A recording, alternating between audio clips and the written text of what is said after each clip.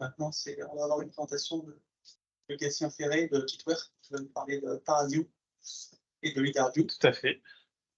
Et pour ceux qui ne savent pas, peut-être Kitware, c'est l'entreprise qui est derrière CMake, mais même si ce n'est pas du tout son cœur de métier à la base. Enfin, si je dis pas de...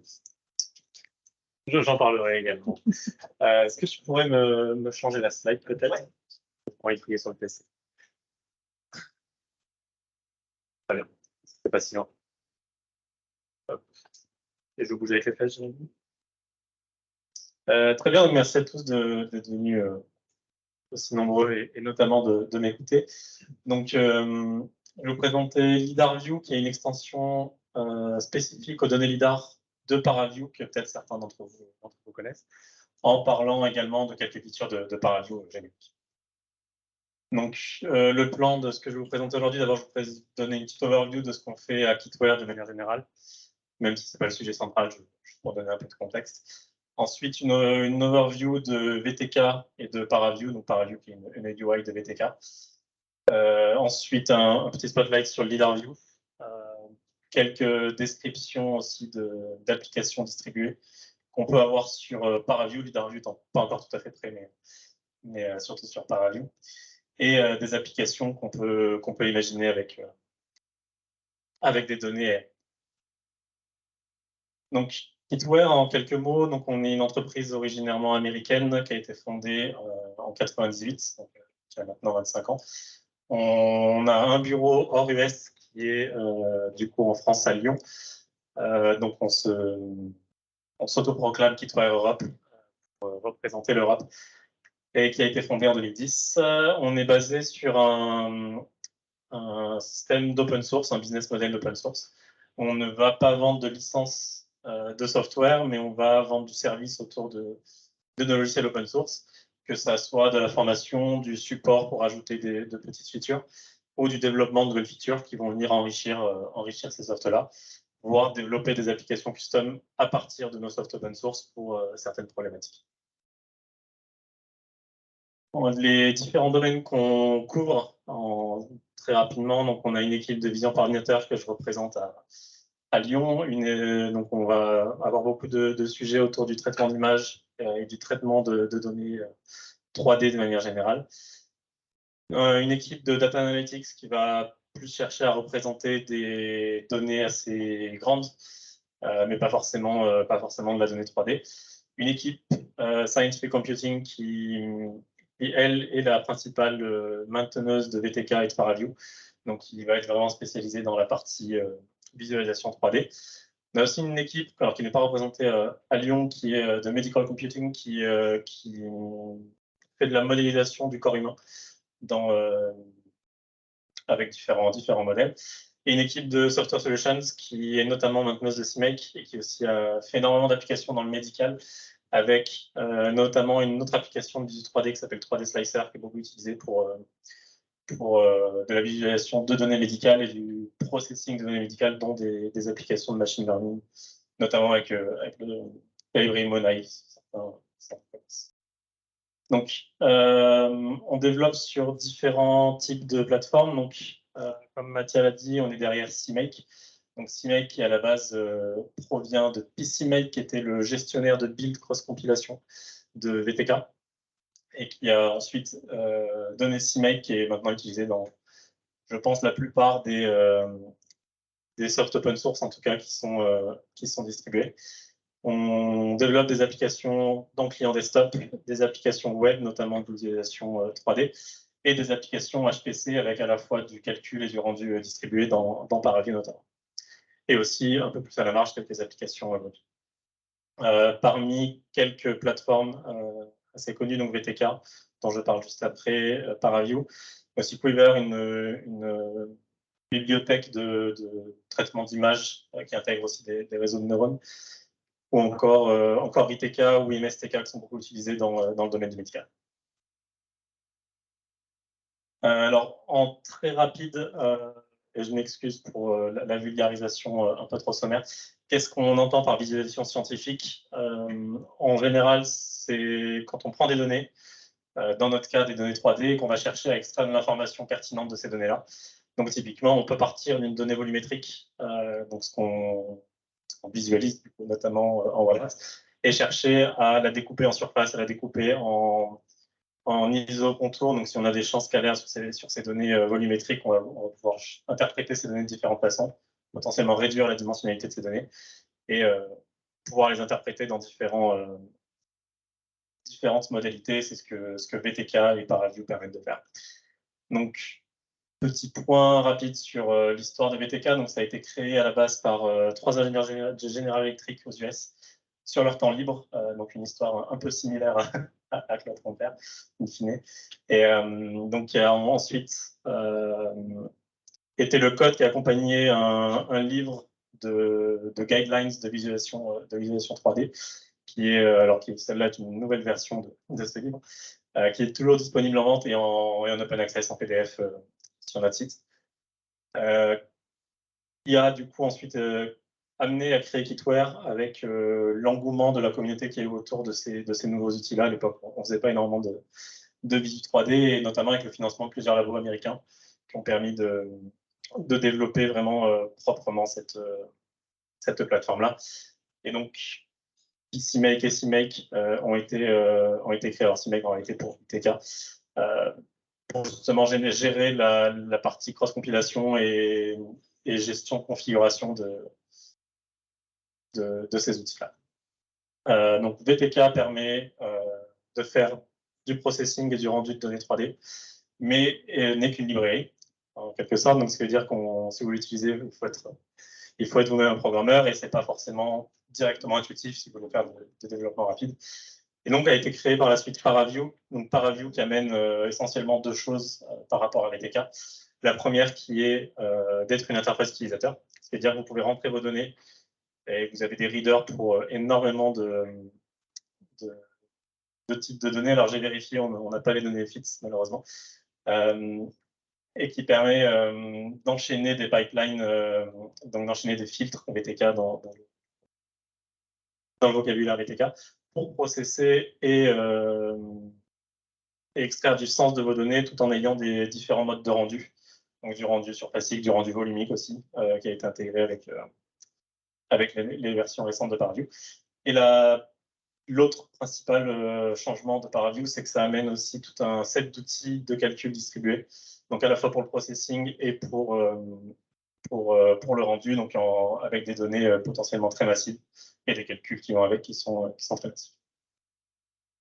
Donc quelques chiffres sur ParaView. Donc c'est notamment, je ne sais pas si vous êtes au fait du top 500, j'imagine que beaucoup d'entre vous, oui, c'est la liste des supercalculateurs triés par le nombre de flops par seconde, donc le nombre d'opérations par seconde,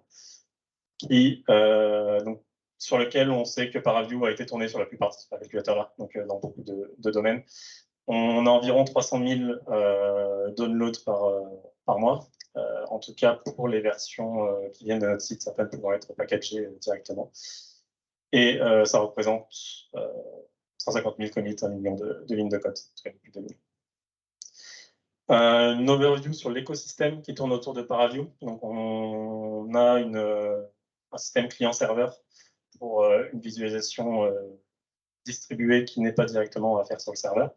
Et ce qui implique qu'on a différents modes de connexion à ce serveur-là. Donc, le plus basique, en quelque sorte, en tout cas le plus facile d'accès, c'est le ParaView client, donc l'interface utilisateur. Mais tout process de ParaView, en tout cas la plupart des process de ParaView peuvent être aussi utilisés en batch. Donc, si vous avez un processus automatisé, vous pouvez le faire.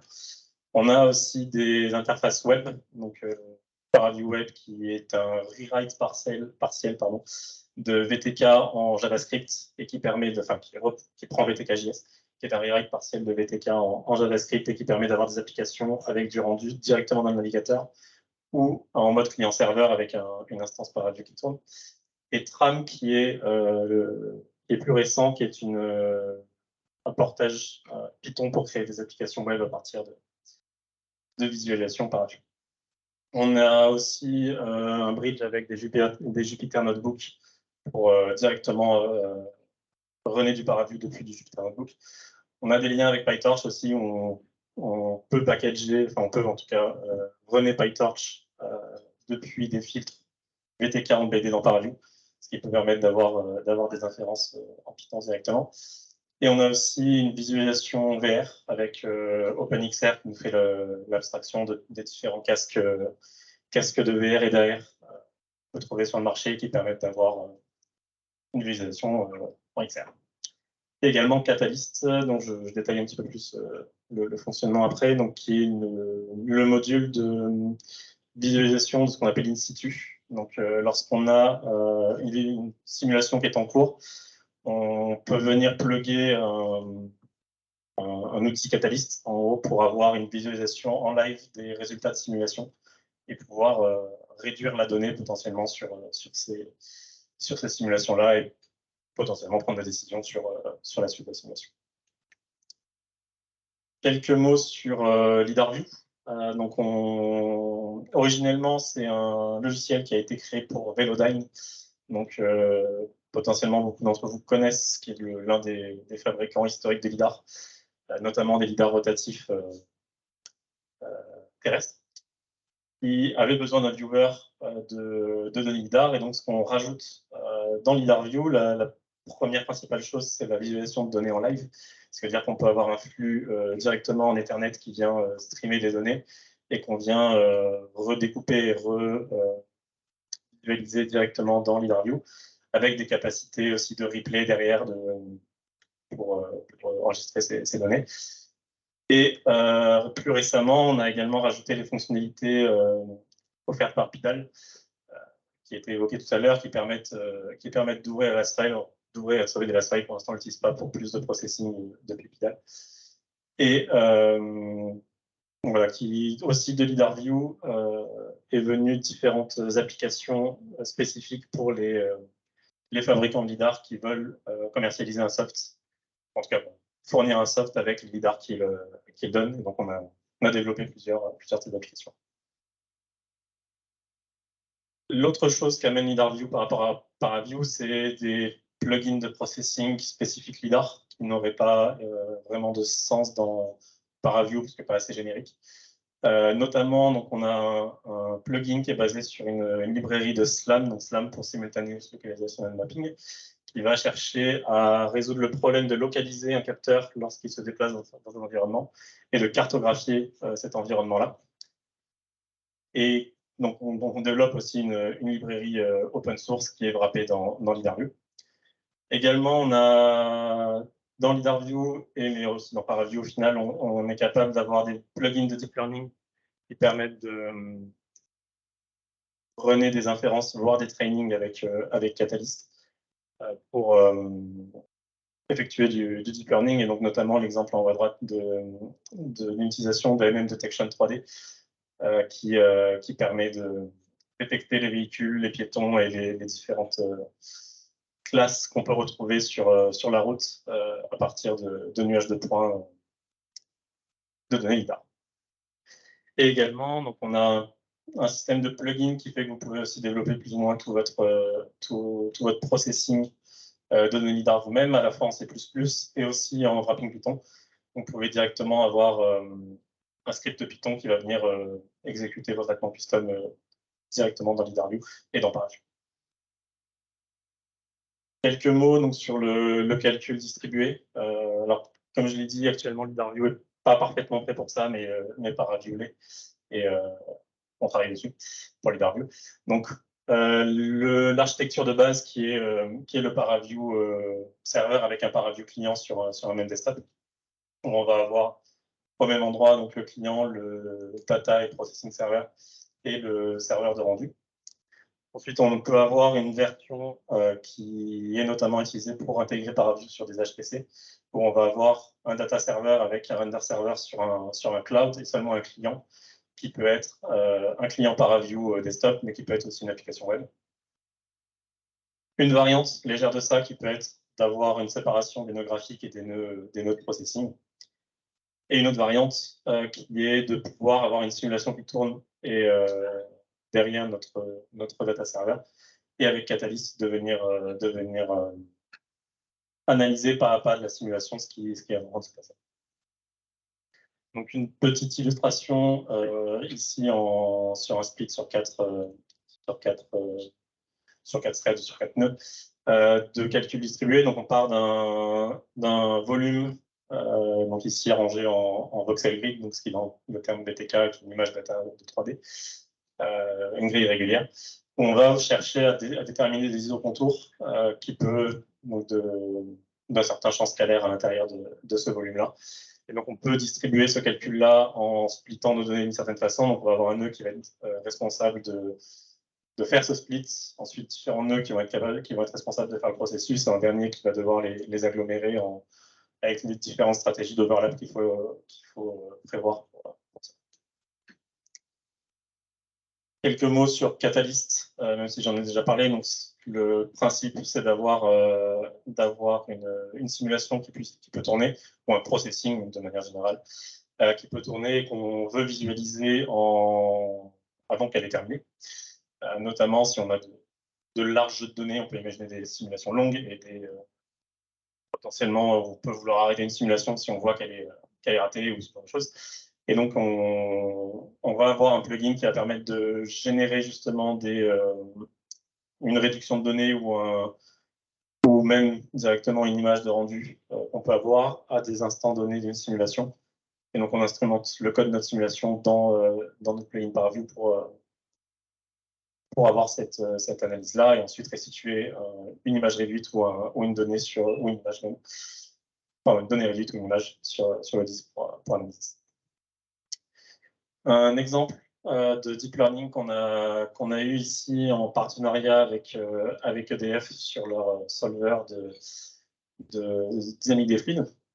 Donc, on cherchait à prendre un modèle, ce qu'on appelle un surrogate modèle, c'est-à-dire qu'il va essayer de mimiquer le comportement d'une simulation dynamique dans le but, en particulier, d'avoir un processing plus rapide de cette simulation-là et potentiellement de pouvoir tester un plus grand jeu de paramètres pour un même setup, tout en ayant derrière une revérification derrière avec la vraie simulation. Donc, on a typiquement un exemple où on a un filtre dans ParaView qui permet d'exécuter une inférence sur PyTorch et même un training sur PyTorch et de visualiser au fil des époques de l'entraînement le rendu qu'on peut avoir de notre modèle et différents macro-paramètres, différents hyperparamètres qu'on peut avoir de notre learning et de pouvoir itérer sur ça tout en ayant justement un calcul distribué et un client qui vient monitorer tout ça. Quelques exemples de données de taille importante. Donc, typiquement, à gauche, c'est un rendu de couches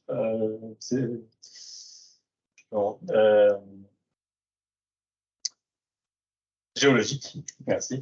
Avec la ductabilité. D'ailleurs, dans ce cas-là, on a dû définir de nouveaux types de données qui sont structurées, mais différemment. Ce qu'on appelle les explicit structure grid, où on va avoir des grilles qui force un nombre de colonnes de lignées de hauteur constant, mais avec des cellules qui ne sont pas forcément jointes entre elles, donc avec différents processing qu'on va devoir adapter. Tous les filtres qu'on va pouvoir appliquer vont devoir être adaptés à ces nouveaux jeux de données-là. Et à droite, une simulation de transfert thermique sur des données topographiques. Justement, on peut voir l'évolution de la température en fonction de l'espace, avec différentes sources de chaleur positionnées à certains endroits. Je pensais que j'en avais une autre. Je l'ai coupé au montage. Dans le cadre de LIDAR aérien, on a fait un petit proof of concept où on mergeait justement un peu comme ce qu'avait présenté, il me semble que c'était Laurent qui travaillait dessus. Donc, on a un algorithme de SLAM LIDAR qui a été tourné avec un LIDAR mobile au sol, donc qui s'est monté sur une voiture, et qu'on a pu recaler sur du LIDAR aérien automatiquement, donc pour compléter le nuage de points du LIDAR aérien avec les données mobiles, avec les données venant du sol. Donc ici, c'est ce qu'on a pris à la doigt. Donc certains reconnaîtront le plot VLC de la doigt, s'il y a des gens qui connaissent. Je vois les SO. Donc, on a pu recaler le nuage de points terrestre sur le nuage de points aériens.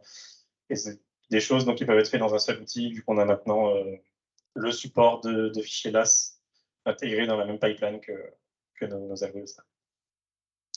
Un autre exemple de ce qui peut être réalisé, on a fait ici un POC en utilisant Segment Anything de Meta, donc la segmentation non supervisée à la mode, qui vient de sortir sur les nuages de points en fichier LAS ici, qui proviennent des données du Grand Lyon. Donc le Grand Lyon réalise aussi un scanning de toute la métropole, et justement avec des données RGB, j'en parlais tout à l'heure. Et avec ça, on est capable d'avoir une classification alors, qui n'est pas parfaite du tout, mais qui permet d'avoir une première classification semi-automatique, en tout cas une segmentation, classification des différents objets de la scène. Et une autre application qu'on n'a pas encore explorée, qui pourrait être aussi de merger ces données-là. Je pense que vous le faites déjà avec de l'ortho. Donc de merger des données aériennes avec des données issues de photogrammétrie. Donc ici, c'est un exemple de projet sur lequel nos collègues aux US ont travaillé pour faire une reconstruction 3D basée imagerie satellitaire, avec, donc ici à l'échelle de l'idée. Donc avec un bon mapping de texture, mais une 3D qui n'est pas forcément... Et petit instant pub, tant qu'on j'y suis, on organise le 19 septembre à Lyon notre ParaView User Day, donc une conférence dans laquelle les différents utilisateurs de ParaView sont amenés à parler de leur utilisation de ParaView et faire des démos de ce qu'ils font. Donc si parmi vous, il y a des utilisateurs de ParaView qui voudraient leur présenter leurs résultats, vous êtes les bienvenus, il reste encore des places. Et c'est bon, on va. Merci d'avoir joué.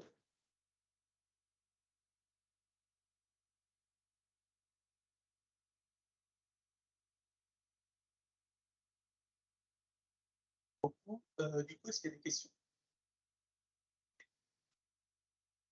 On a une en ligne. Ouais. Alors, une personne demande, est-il possible d'effectuer des annotations sur les images lors de l'intégration et du traitement simultané des données LiDAR et des images dans l'outil? Alors, pas encore. On n'a pas encore de gestion d'annotation dans LiDARView.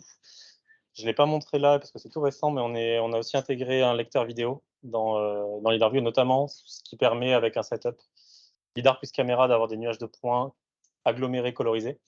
Mais on n'a pas encore de framework d'annotation qui irait autour de là.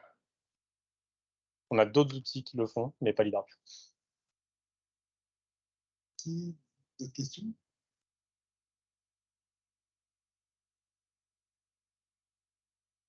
Alors, moi, je me demandais, j'ai vu le calcul en parallèle des isosurfaces et tout. Ouais. Sur des HPC, je me dis que vous pouvez utiliser OpenMP, MPI dans sous-jacent, ce genre de choses. Ouais, il me semble que c'est essentiellement du MPI. Ouais. Ok, alors à quel niveau de diversité, parce que nous, on avait regardé pour les cas de triangulation de données, à quel niveau de diversité vous arrivez? Est-ce que vous avez par exemple des fonctions où on peut greffer des choses qui permettent de gérer le load balancing, comment c'est effectué, tout ça? Je ne sais pas. Je ne suis pas du tout expert sur la chose. Par contre, je peux prendre la question et la transférer. Ok. Au bench. Alors, il y a un gros souci de dimension, forcément, et on cherchait des... Ouais.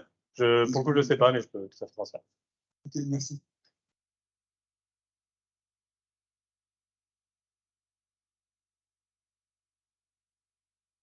J'en profite. Tu as mentionné Tram. On va parler de ParaView ou quelque chose. Oui, tout à fait. Tu peux en dire un peu plus? Alors, encore une fois, je ne suis pas du tout l'expert, mais c'est un framework Python qui permet de générer des applications qui viennent se wrapper qui viennent agir comme un client pour un ParaView serveur. Tu peux faire des sites web. Exactement, avec Tram. Donc, il y a Tram, il y a ParaView Web qui est aussi qui s'appuie sur VTK.js, le rewrite JavaScript. Mais les méthodes plus récentes et je pense les plus simples sont surtout sur Tram actuellement. Et pareil, qui est en open source, donc vous pouvez copier et PDF.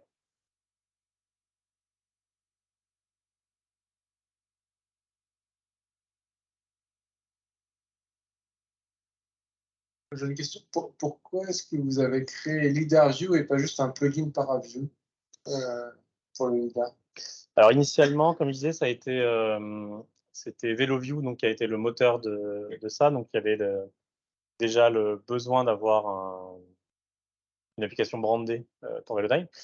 Et ensuite, le besoin de lecture de données live, et notamment je ne sais pas quel était l'état du player de données à l'époque, où ça a été créé, mais ce besoin-là n'était pas vraiment visible directement depuis Paraview.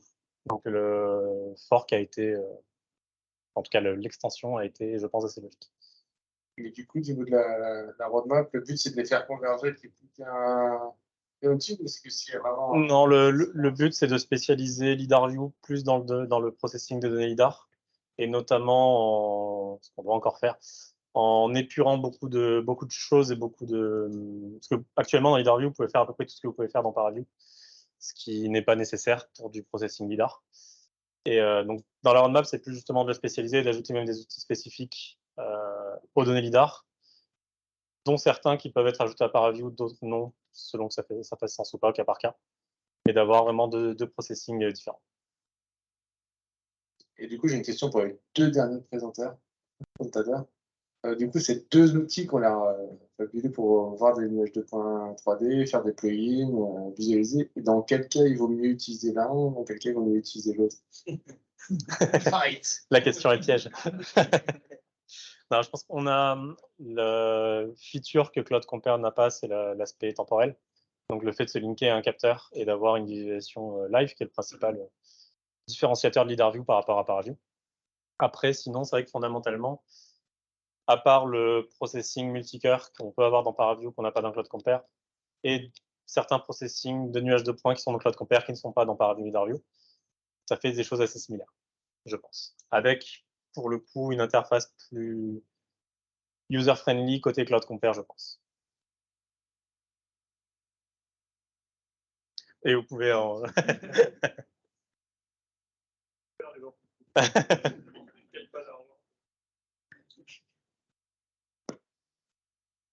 L'expérience pour avoir utilisé les deux il n'y a pas longtemps. On a la chance des nuages de points LiDAR pour les caractéristiques. Ouais. Paraview, par contre, tout de suite.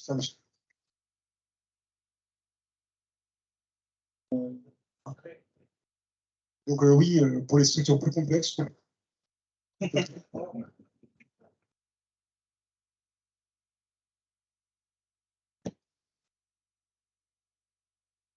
Du coup, je paraphrase un peu, j'ai un peu entendu. Ouais. Donc.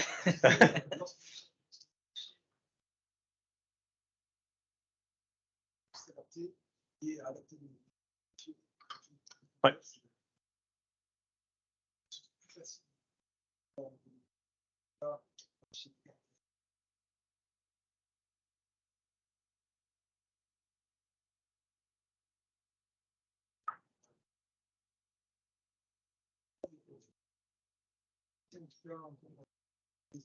Merci à tout le monde.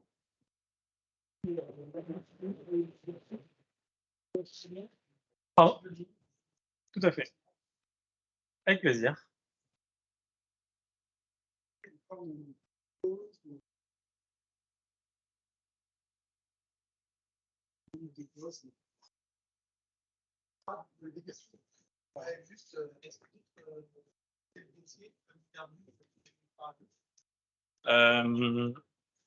Alors oui, mais pas en open source.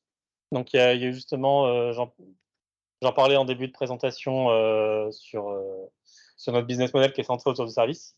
Donc c'est à la fois de l'ajout de features dans Paraview, mais c'est aussi des applications qu'on fait spécifiquement pour certains clients et qui justement vont avoir des fonctionnalités qui sont plus métiers sur certains sujets, qui vont être, mais développés. À ma connaissance, je ne crois pas qu'il y en ait d'autres en open source, mais en closed source, il y en a.